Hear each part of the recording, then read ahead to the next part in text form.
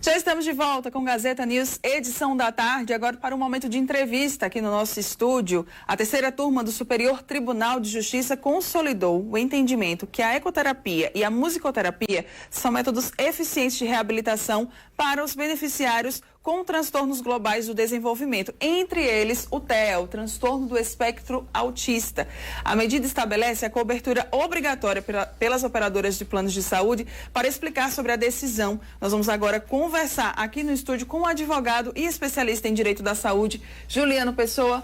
Boa tarde, Juliano. Boa tarde, seja muito bem-vindo ao Gazeta News. Obrigada pela sua participação aqui junto conosco. Gostaria de começar entendendo, né, que a gente pudesse explicar para quem está nos acompanhando qual que é a importância dessa decisão. Olha, veja só, Mara, assim, eu diria que é importantíssimo, né? Porque assim, essas famílias, quem tem um filho inserido no TES sabe muito bem que esse tipo de tratamento era algo que você só conseguia de fato buscando o Poder Judiciário.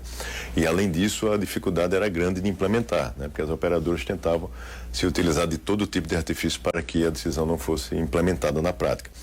Mas, por outro lado, quando o Poder Judiciário traz esse tipo de precedente, né, de uma turma, de forma unânime, do STJ, ou seja, do Tribunal Superior do país, a gente tem um alento grande a partir de então para essas famílias, né, para essas crianças e esses pais, no sentido de que acredita-se, pelo menos, que a partir de agora as operadoras terão a tendência, pelo menos, de passar a cobrir de maneira mais facilitada, vamos dizer assim, fazendo com que essas pessoas não tenham obrigatoriamente que buscar o Poder Judiciário para acessar esse tipo de tratamento que, segundo os especialistas relatam, o benefício é fantástico para essas crianças. Como é que agora, né, vai se dar, como é que essa decisão ela vai afetar a regulamentação, né, desses planos de saúde e também a relação com os beneficiários? De fato, esse tipo de tratamento não consta no rol. Né? E essa era a grande tese. Que é oferecido, exatamente. Né? Essa era a grande tese que as operadoras defendiam, né? Porque não consta no rol e não tem obrigação de cobrir.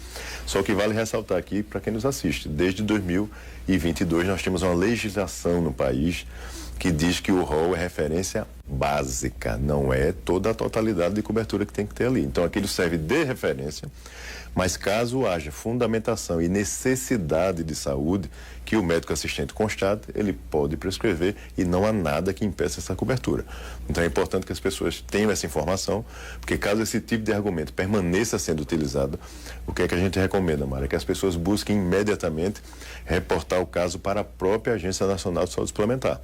A ANS está acompanhando naturalmente essa decisão, será comunicada formalmente, provavelmente pela corte, e ela estará monitorando esses casos daqui para frente. Então, ou seja, é importante que as pessoas levem a informação, porque a agência só pode tomar alguma medida ou notificar alguma operadora pedindo esclarecimento se ela tem ciência do que está acontecendo. Então é importante que o consumidor repasse adiante. Durante esse mês a gente está passando, né, por uma campanha especial de conscientização em relação ao transtorno do espectro autista. A gente teve até, né, no dia 2 de abril, que foi o Dia Mundial de Conscientização do TEA. Eu queria poder entender um pouquinho mais sobre o impacto, né, dessa decisão nos tratamentos, especialmente para os pacientes com o TEA. Ótimo, é ótimo você fazer essa pergunta para a gente esclarecer aqui, inclusive, que a gente tratou de musicoterapia e ecoterapia, né, que de fato não consta no rol, mas nós temos determinação, por meio de resolução da ANS, Mara, de que não deve haver qualquer tipo de limitação em relação às terapias tradicionais, vamos chamar assim, que engloba aí o tratamento dessas crianças. E aí a gente pode falar terapeuta ocupacional, fisioterapeuta, e por aí vai, psicólogo, fonoaudiólogo. Então, esses 4 profissionais, não existe número de terapias a ser autorizada. É o que a necessidade daquele paciente demanda. Então, o médico prescreve e vale ressaltar que o tratamento é individualizado, não é um tratamento generalizado. Cada paciente tem a sua necessidade. Não é como usar a história uma receita de bolo, né? Exato. Desculpe lhe interromper. Exato, e assim, o médico prescreve de acordo com a necessidade daquela criança. Tem crianças que fazem muitas vezes 8 horas de terapia semanal, outra 20, outra 14, então, enfim, o tratamento é assim. E é importantíssimo que, caso, mais uma vez eu ressalto sempre essa ferramenta da ANS, porque assim, é importantíssimo que as pessoas utilizem, tenham o hábito de recorrer à agência, por mais que se pense que não funciona, funciona muito na prática. E muitas vezes a agência, quando ela faz contato, e a operadora, ela tem um prazo de 10 dias no máximo para poder trazer esclarecimento daquele caso concreto que foi narrado pelo paciente. E muitas vezes, após esse contato, a operadora autoriza, vamos dizer assim, o tratamento. Então, impede na realidade, ou seja, faz com que a família não precise ir para o Poder Judiciário, que demora mais, tem que ser apreciado, tem prazo para se cumprir. A operadora pode se manifestar naturalmente dentro dos prazos, né, de ampla defesa. Então, é importante que se busque a esfera administrativa antes de recorrer ao judiciário. Essa decisão, ela acaba seguindo ali uma tendência até global de inclusão? Exato, né? Porque assim, é uma pauta que vem crescendo mundialmente, né? Os Estados Unidos foi o país que levantou isso aí.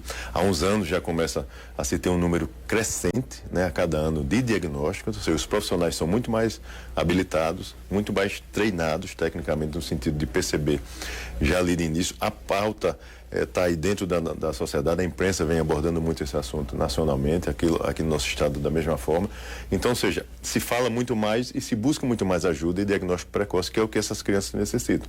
Quanto mais precocemente ele for abordado, melhores serão os resultados desse tratamento e o alcance, né, de um desenvolvimento máximo dentro daquele caso. Então é importantíssimo que a gente, de fato, leve informação para essas pessoas, para essas famílias, e eles busquem ajuda sempre que necessário. Agora vamos falar sobre os desafios, né, que aí devem ser aguardados em relação à implementação dessa decisão. Você acredita que as operadoras de saúde, elas podem ali, né, criar algum empecilho, algum obstáculo? Olha, veja só, infelizmente às vezes a gente ainda se depara com esse tipo de situação. Nós torcemos que não, né, mas é preciso esperar como é que as operadoras irão se comportar na prática, né? Então a gente analisa caso a caso, como se fala. Mas é importante sim que, caso exista algum obstáculo, alguma resistência, as famílias busquem imediatamente ajuda, porque nós temos um precedente importantíssimo que deve, agora mais do que nunca, Mara, nortear as demais decisões regionais, ou seja, os tribunais regionais nos estados deverão seguir esse entendimento da turma, né, majoritário, unânime, e que foi consolidado agora dentro do tribunal. Então, ou seja, já se tem um indicativo de qual é a decisão da Suprema Corte. Então é importante que as operadoras busquem atuar de forma responsável, cumprindo a sua responsabilidade social também, e atenda essas crianças que tanto necessitam de tratamento. Não é um desejo, não é um capricho, é uma necessidade de fato. Exatamente, a necessidade. E como é que as famílias, doutor Juliano, podem assegurar, né, que esse direito seja de fato implementado nos tratamentos, né, dessas crianças? Como é que se pode fazer isso? Se houver alguma resistência, né, por parte das operadoras de plano de saúde, deve-se realmente buscar a justiça, buscar ajuda?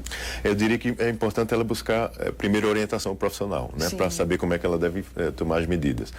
Mas assim, um detalhe importante, Mara, que serve para qualquer pessoa, independente se está orientada ou não: se documentar.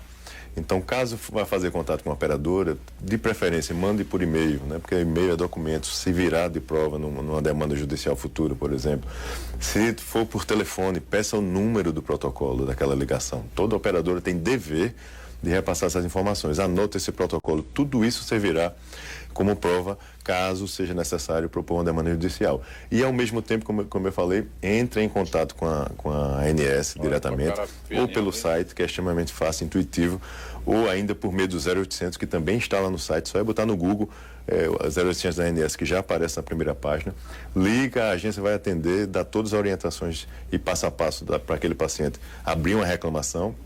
E ainda tem a possibilidade de buscar os órgãos de proteção e defesa do consumidor. Se toda essa movimentação administrativa não solucionar o caso, não resolver, busca um profissional da área jurídica habilitado, acostumado a lidar com esse tipo de demanda, para poder tomar as medidas cabíveis. Muito bem, obrigada pelos seus esclarecimentos. Nós conversamos com o advogado Juliano Pessoa para nos trazer, né, informações acerca dessa decisão em relação, né, a essas demandas do transtorno do espectro autista. Muito obrigada. Obrigado, Boa muito tarde. obrigado. Muito obrigada. Obrigado. Boa tarde. Tchau, tchau.